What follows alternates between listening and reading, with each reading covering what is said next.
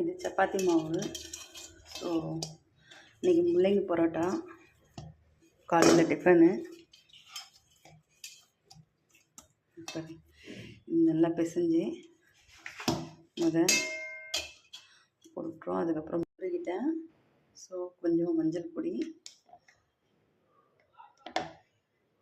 கொஞ்சம் கரம் மசாலா,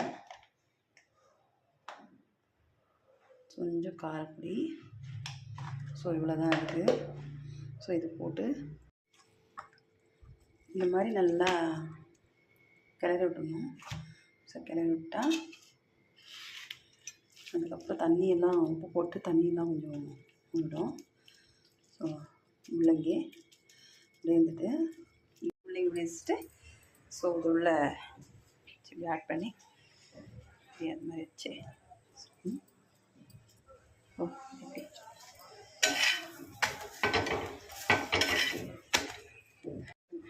ஸோ முள்ளங்கி parotta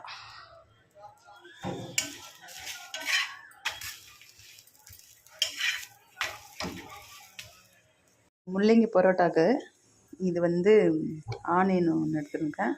so tomato ஒன்று. முள்ளங்கி பரோட்டா தொட்டுக்கிறதுக்கு ஸோ ஒரு வெங்காயம் கட்டி பண்ணிக்கிறேன். ஸோ 3 தக்காளி, பெருஞ்சீரகம், ஸோ அதுக்கப்புறம் கொஞ்சம் ஆயில் போடலாம். ஆயில் போட்டு ஸோ அதுக்கப்புறம் தக்காளி ஆட் பண்ணிடுவோம்.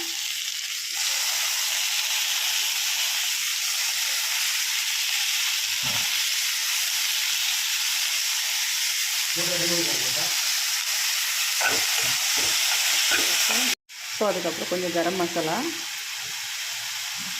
கொஞ்சம் மஞ்சள் பொடி, வெறும் மிளகாய் பொடி கொஞ்சம். ஸோ இது போட்டு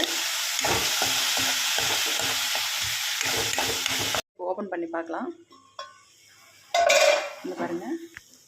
ஸோ நான் மூடி போட்டேங்களா, இப்படி வந்திருக்கோம். ஸோ கொஞ்சமாக அதில் தண்ணி ஆட் பண்ணிக்கலாம். நம்ம கொஞ்சமாக தண்ணி போட்டுக்கங்க. ஸோ முட்டை கறிக்கு நல்லாயிருக்கும் இது. இப்போ ஓப்பன் பண்ணி பார்க்கலாம். ஸோ பார்த்தீங்களா,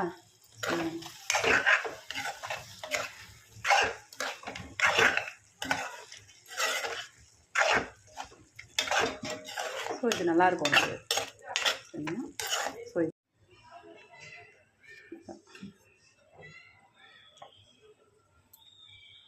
முள்ளங்கி பரோட்டா, முட்டை தொக்கு சாப்பிட்லாம். ஸோ எல்லாம் பண்ணிவிட்டு எப்படி இருக்குதுன்னு சொல்லுங்கள்.